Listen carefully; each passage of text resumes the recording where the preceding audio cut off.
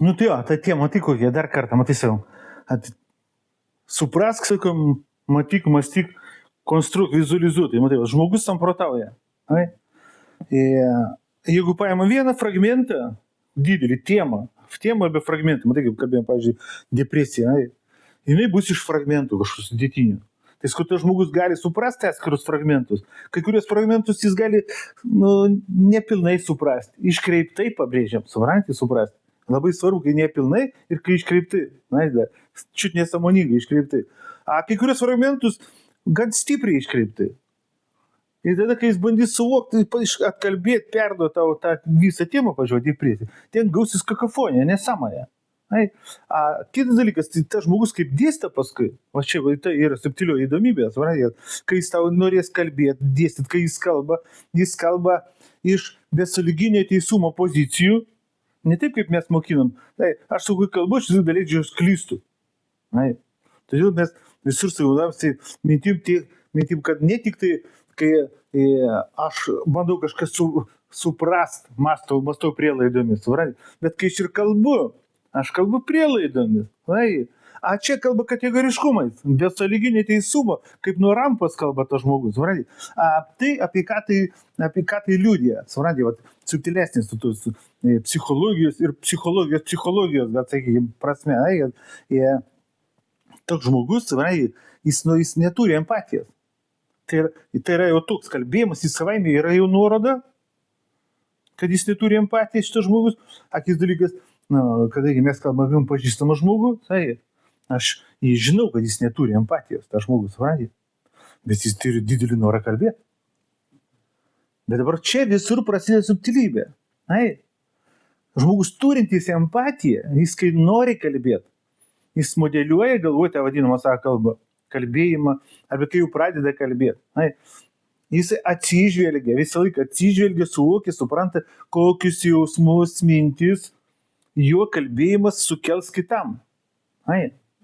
Kai turi empatiją. Tai be galo subtilus, sudėtingi dalykai. Žmogus neturi empatijos, jis kalba, jis nesuvokia, jis net nesidomi. Kam yra taisyklės empatijos. Tas, kuris neturi empatijos, jis net nesidomi kitų žmonių jausmais, nes jis jų nesupranta, jų jam kaip ir neapčiuopiami, nežinomi, neegzistuojantis. Kai yra neegzistuojantis, neapčiuopiami, nežinomi, tai jam jie ir neįdomus. Abi pasisaiga. Neįdomu todėl, kad nesuprantu, kai nesuprantu, tai nieko ir neįdomu. Kalbėti nori. Ir vis kalbama tai, neatsižvelgdamas iš vis, kokias mintis jausmus sukels jis kitiems žmonėms. Tada pripjauna grybą. Tada kas nors kur nors duoda pastabą. Arba pasišaipo iš jis. Tai kaip jis elgiasi tas žmogus? Tas žmogus turintis empatiją, atsakomybę, sakykime, ir, sakykime, tikrai siekiantis tiesos, o nebūti teisus. Tai jisai, prašo, gal aš kažkur klystu, gal pasakykit, gal nusišneku, arba kaip Lunskis daro, vadinamus, suvarykit gurų, jis buvo, tema. Jis specialiai, sako, prisikabinkit, raskit, kur nusišneku. Padėkos, sako, gausiai, žinai. Čia elgiasi atvirkščiai. Bet kokia pastaba, kritika, kas būna jam nuo to žmogus, iš vienos pusės, empatijos neturi, bet šitie žmonės, kurie neturi empatijos, jie būna be galo empatyvus savo, jautrus, užgaulus. Bet kame yra, sakykime, subtilybė vėl subtilioja. Dėl ko jie tokie jautrus ir užgaulus savo? Todėl, kad neturi empatijos kitiem. Suprantate, koks cirkas?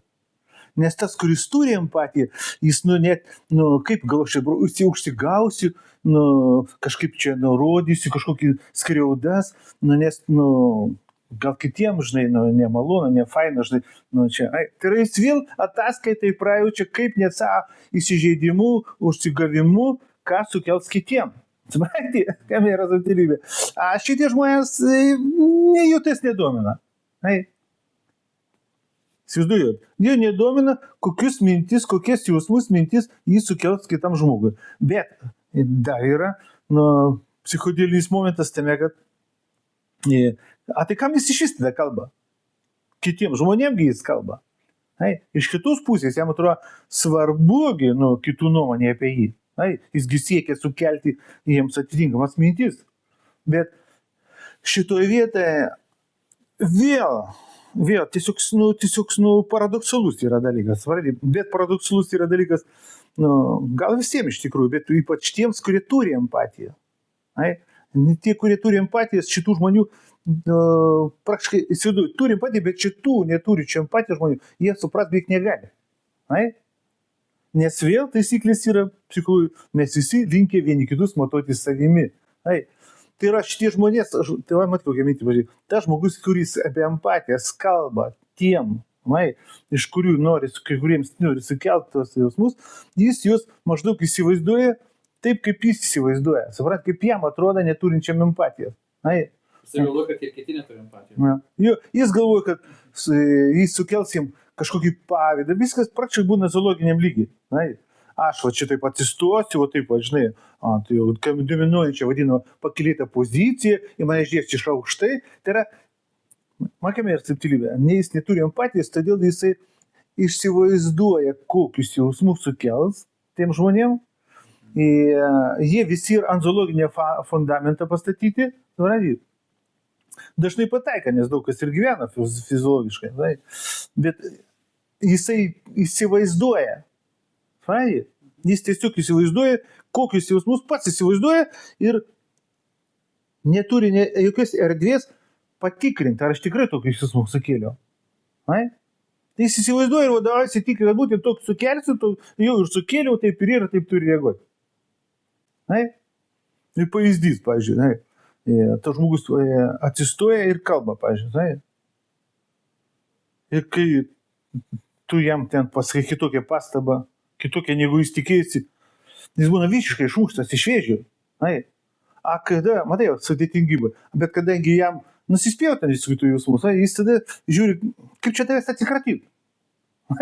Nes jam nemalonius jausmus sukėlė. O tau cirkai.